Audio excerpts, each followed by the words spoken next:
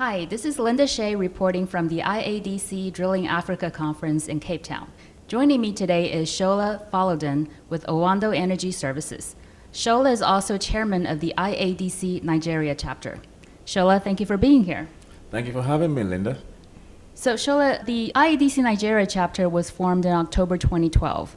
What have been some of the major achievements of the chapter since then? IADC Nigeria has come a long way, that's correct. We have recorded some modest achievements.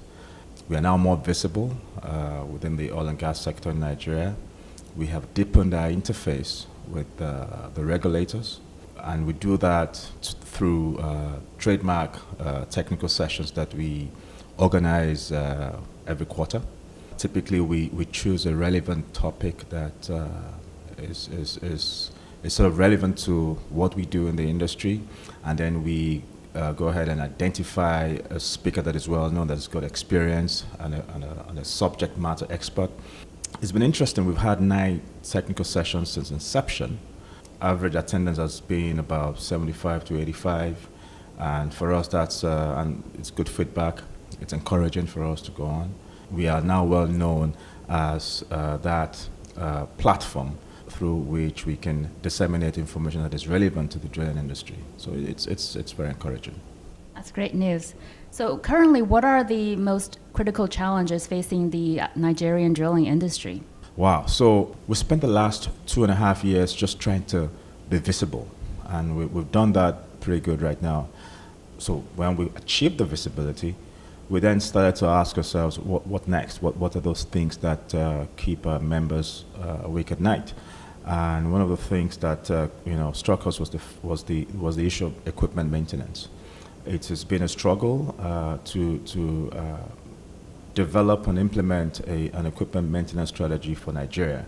It's 60 years this year since oil was discovered in Nigeria, and it will shock you to realize that we do not have a facility certified to be able to repair and maintain critical rig equipment like BOPs and top drives. So today, what typically happens is if those two equipment get to the 5-yearly period, you have to ship them out of the country, and it's not economically sustainable. It kills businesses. It increases your operating expenses. There's pressure on profitability, and of course, shareholders begin to be concerned about the business. So that's a major one. The other one that we struggle with is workforce competency. That has been a struggle because we've talked about the generational gap. At different times, you have the old ones sort of retiring right now, and the younger ones are not being focused on in terms of training, in terms of developing their skills and abilities. So that tends to affect service quality, and then we have non-productive time. The third one, which is also crucial, is the pressure that we get from the regulators. So in Nigeria, we have a bunch of them, just like in any other part of the world. There are statutory requirements to meet as a service provider in Nigeria, and then we also have, and some of these agencies have efforts that are duplicating. So you have 2 or 3 agencies doing the same thing and charging the same fee. We have tried to do as IADC Nigeria is to use it as a platform to interface with the regulators to find a way to soften the pressure on our members so that they can focus on what they do, which is typically to drill wells safely, faster, cheaper, and with respect to the environment.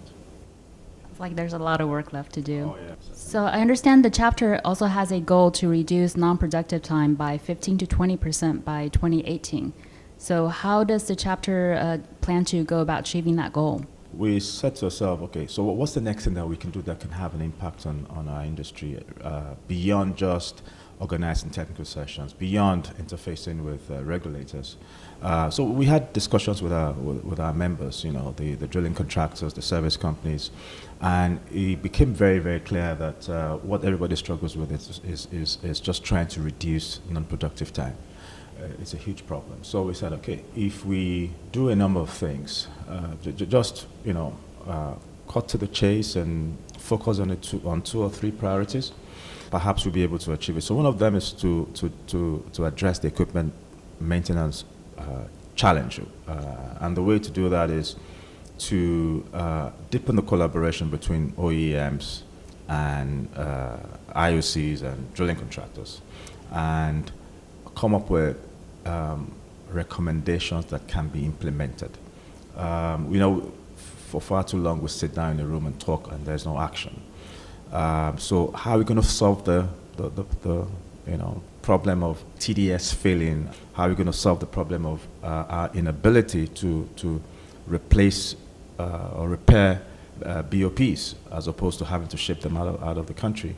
So that's a major one for us to do, and I think we can do it. We have to do something different. We have to come up with steps, actionable steps.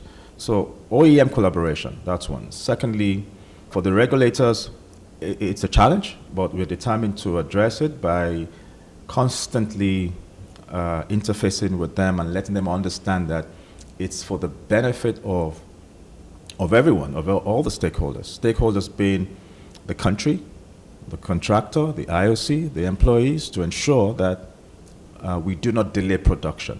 Because when you put pressure on the drilling contractor and make them or distract them by enforcing some sort of law that we don't feel comfortable with, it's going to lead to non-productive time, and then you're going to have delay in production ultimately. So if we can deepen those conversations and sell it to the regulators such that they see a win-win, ultimately we should be able to reduce NPT by 15% in a couple of years. And I think we can do that by, of course, engaging the contractors in 2 years' time to say, hey, let's do a comparison of where you are today versus where you were 2 years ago. And then I'm sure it'll be positive. Well, thank you, Shola, for joining us today and telling us about everything that's going on in Nigeria. I wish you luck with everything you're trying to do. Thank you very much. It's my pleasure. And thank you, viewers, for joining us on drillingcontractor.org.